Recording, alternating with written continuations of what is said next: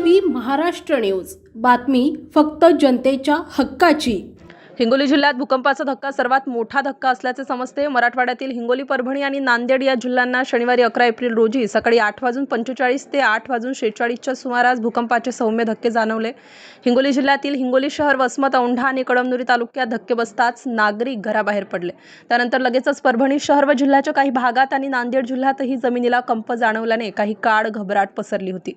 एकाच वेळी 3 जिल्ह्यात कंप। हिंगोली जिल्ह्यात 8:45 दरम्यान पहिला धक्का बसलाय, तर त्याच्या 1 मिनिटानंतर म्हणजेच 8:46 परभणी आणि नांदेड जिल्ह्यालाही भूकंपाची जाणीव झाली। सकाळी घरातील भांडी वाजू लागल्याने नागरिकांना भूकंपाची खात्री पटली। विशेषतः वसमत तालुक्यातील पांगरा, शिंदे भागात गेल्या अनेक दिवसांपासून हे सत्र सुरू असल्याने ग्रामीण भागात मोठी दहशत पाहायला मिळते। कामाच्या गडबडीत असतानाच अचानक खिडक्या भिंती हलत असल्याने सर्वत्र भीतीचे वातावरण निर्माण झालं।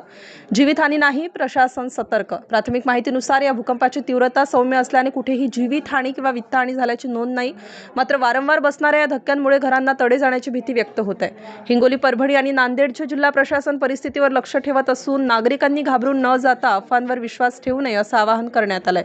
हिंगोलीहून गोविंद देशमुख यांचा खास रिपोर्ट। हॅलो, रामराम।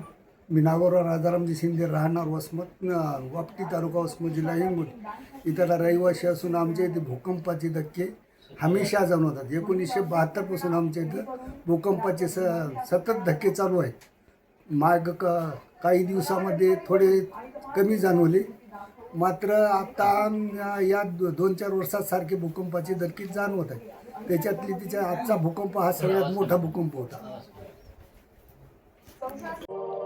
महाराष्ट्रातील महत्त्वाच्या आणि ताज्या बातम्या पाहण्यासाठी आमच्या GTV न्यूजला YouTubeवर सबस्क्राईब करा आणि बेल आयकॉन प्रेस करा।